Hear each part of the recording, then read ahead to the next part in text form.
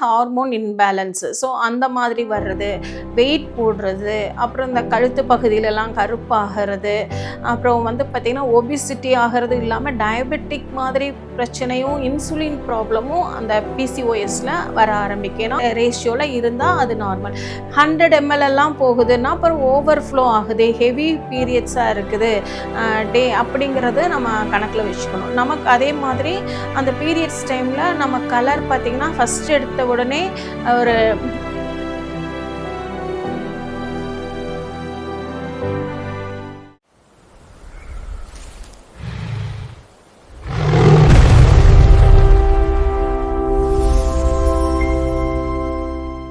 இப்போது நம்ம பிசிஓடியோட அறிகுறிகள் என்னங்கிறது நம்ம பார்த்துக்கலாம்.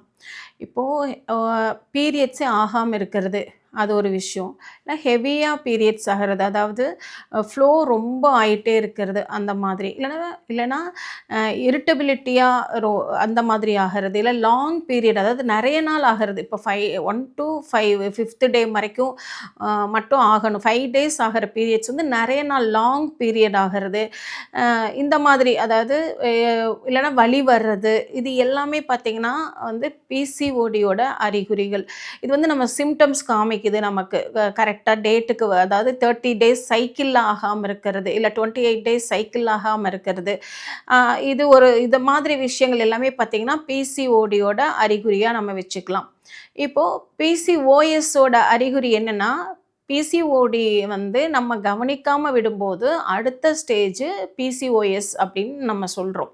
அதில் பார்த்திங்கன்னா நம்ம ஆர்கன்ஸையே பாதிக்கிற மாதிரி ஹார்மோன் இன்பேலன்ஸ் ஆகும்னு சொல்லிட்டு மாடர்ன் மெடிசனில் சொல்லுவாங்க. இப்போது அப்போ என்னென்னா முடி தேவையில்லாத இடங்களில் முடி வளர்றது, மீசை, தாடி, இந்த மாதிரி சின்னில், அப்பர் லிப்ஸில், இதுங்கெல்லாம் பார்த்திங்கன்னா ஹேர் க்ரோத் பெண்களுக்கு நிறையா வருது இல்லைங்களா, அது எல்லாமே ஹார்மோன் இன்பேலன்ஸு. ஸோ அந்த மாதிரி வர்றது, வெயிட் போடுறது, அப்புறம் இந்த கழுத்து பகுதியிலலாம் கருப்பாகிறது, அப்புறம் வந்து பார்த்திங்கன்னா ஒபிசிட்டி ஆகிறது இல்லாமல் டயபெட்டிக் மாதிரி பிரச்சனையும், இன்சுலின் ப்ராப்ளமும் அந்த பிசிஓஎஸில் வர ஆரம்பிக்கும். ஏன்னா ப்ரொஜெஸ்ட்ரானோட ஒர்க்கு அங்கே சரியாக நடக்காதனால, அங்கே இன்சுலின், ஈஸ்ட்ரோஜனோட இது ரெண்டுமே ஈக்குவலாக இல்லாதனால இன்சுலின் ப்ராப்ளமும் அந்த இடத்துல வரும்.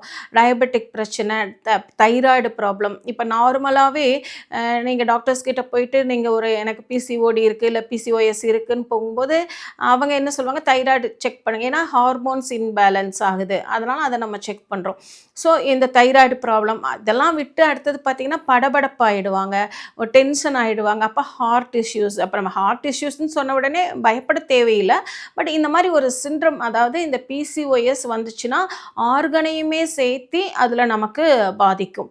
இப்போது நார்மலாக பார்த்திங்கன்னா நமக்கு ஒரு பொண்ணு வந்து ஒரு பீரியட்ஸ் டைம்னால் நமக்கு வந்து 35 ml to 50 mlக்குள்ளே ஒரு பீரியட்ஸு அந்த 5 daysமே அவ்வளோ அளவு இருந்தால் அது வந்து நார்மல். இந்த ரேஷியோவில் இருந்தால் அது நார்மல். 100 ml எல்லாம் போகுதுன்னா அப்புறம் ஓவர்ஃப்ளோ ஆகுது, ஹெவி பீரியட்ஸாக இருக்குது டே அப்படிங்கிறது நம்ம கணக்கில் வச்சுக்கணும். நமக்கு அதே மாதிரி அந்த பீரியட்ஸ் டைமில் நம்ம கலர் பார்த்திங்கன்னா ஃபஸ்ட் எடுத்த உடனே ஒரு டார்க் ரெட்டு அந்த மாதிரி இருக்கணும். First day, second day dark ரெட்டும் இருக்கணும். 3rd day 4th அந்த 3rd டேக்கெல்லாம் பார்த்திங்கனாக்கா ரெட் கலர் கொஞ்சம் வந்து கம்மியாயிட்டு டார்க்லேருந்து கொஞ்சம் கம்மியாகி அந்த மாதிரி இருக்கணும், நார்மல் ரெட் மாதிரி இருக்கணும். லாஸ்ட் 5th டே பார்த்திங்கன்னா ஒரு பிங்கிஷ் ரெட்டில் நமக்கு இருக்கணும்.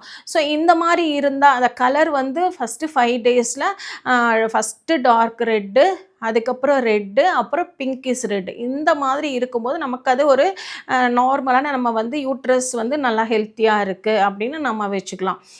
இதில் மாற்றமாக இருக்குது, ரொம்ப கட்டி கட்டியாக பீரியட்ஸ் போகுது அப்படியெல்லாம் நினைக்கும்போது அதை வந்து கண்டிப்பாக நம்ம அதுக்கான ட்ரீட்மெண்ட் என்னன்னு நம்ம பார்க்கணும். ஏன்னா ரொம்ப டார்க்காகவே இருக்குது, அந்த 5 daysமே டார்க்காக இருக்குது அப்படிங்கும்போது நம்ம அதை என்னன்னு நம்ம பார்க்கணும். பெண்களுக்கு பிசிஓடினால முகத்தில் மீசை, தாடி வளர்றது, முகத்தில் முடி வளர்ச்சி ஆகிறது, அப்புறம் டேட் டைம் வந்து பீரியட்ஸு தள்ளி போகிறது, வெயிட்டு அதிகமாகிறது, ஆஃப்டர் மேரேஜ் கூட கன்சீவ் ஆகாததுல ரொம்ப பிரச்சனையா இருக்கிறது.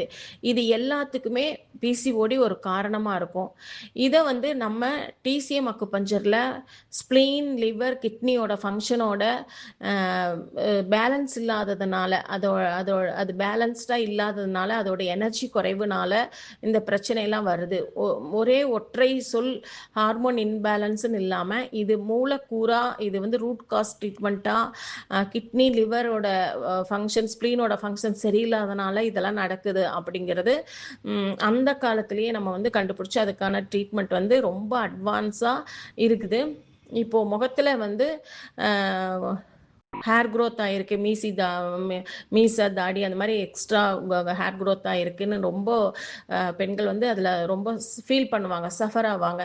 ஸோ அதெல்லாம் பார்த்தீங்கன்னா நம்ம கிளினிக்கில் நல்ல ட்ரீட்மெண்ட் கொடுத்துட்ருக்கோம், ரொம்ப நல்ல ரிசல்ட் பார்த்துட்ருக்குறோம்.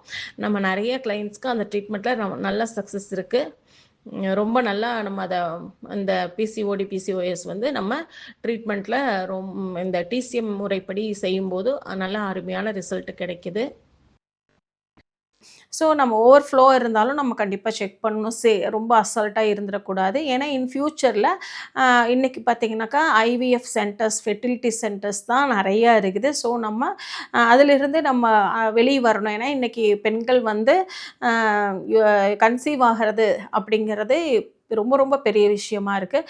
ஸோ அதனால் நம்ம ஆரம்ப ஸ்டேஜ்லேயே நம்ம வந்து ஒரு பொண்ணு வந்து பியூபரிட்டி ஆகிறாங்க, பெரிய பொண்ணு ஆகிறாங்க அப்படிங்கும்போதே அப்போ இருந்தே நம்ம வந்து நம்ம ஃபுட்டாகட்டும், நம்மளோட பீரியட்ஸ் எப்படி இருக்குது, சைக்கிள் எப்படி இருக்குது, கலர் எப்படி இருக்குது, எவ்வளோ எவ்வளோ எம்எல், அதாவது நிறைய ஓவர்ஃப்ளோ ஆகுதா, இல்லை திரியா சில பேருக்குலாம் பார்த்திங்கன்னா ரொம்ப திரி மாதிரியெல்லாம் போகும், அந்த மாதிரி இருக்கா, இது எல்லாமே வந்து வீட்டில் பெரியவங்க வந்து கண்டிப்பாக அதை கவனிக்கணும். அதுக்கு தகுந்த வந்து ஃபுட்டும் நம்ம அந்த டைமில் கொடுக்கணும். இப்போது நார்மலாக பார்த்திங்கன்னா ஃபஸ்ட் டேலேருந்து 15th டே வரைக்கும் பார்த்திங்கன்னா நமக்கு ஈஸ்ட்ரோஜனோட அளவு வந்து அதிகமாக, அது மெயினாக அதிகமாக நமக்கு வந்து சுரந்துட்டுருக்கும். ஸோ அந்த டைமில் நம்ம கொஞ்சம் உணவுகள் பார்த்திங்கன்னா கொஞ்சம் கூலாகவும் நல்லபடியாக நல்ல ஒரு ஃபுட்டு வந்து மாதுளை, அந்த மாதிரி பீட்ரூட்டு, இந்த மாதிரி உணவுகள் கொஞ்சம் நல்லா எடுத்துக்கலாம். அந்த மாதிரி இப்போ 15th டேலேருந்து இந்த லாஸ்ட்டு 28th டேக்குள்ளே பார்த்திங்கன்னா ப்ரொஜெஸ்ட்ரான் வந்து நமக்கு சுரக்க ஆரம்பிக்குது அதிகமாக.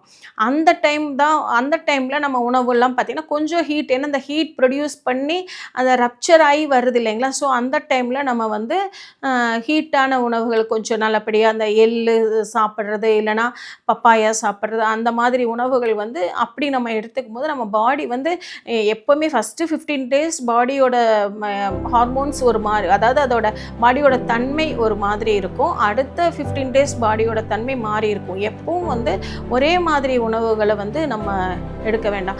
அந்த சைக்கிளை பார்த்து நீங்கள் வந்து உங்களுடைய மருத்துவரை அணுகி என்ன மாதிரி ஃபுட்டெல்லாம் சாப்பிட்லாம் அப்படிங்கிறது நீங்கள் ஃபாலோ பண்ணிங்கன்னா நம்ம இந்த பிசிஓடி பிசிஓஎஸ்லேருந்தும் நம்ம வெளியே வந்துடலாம்.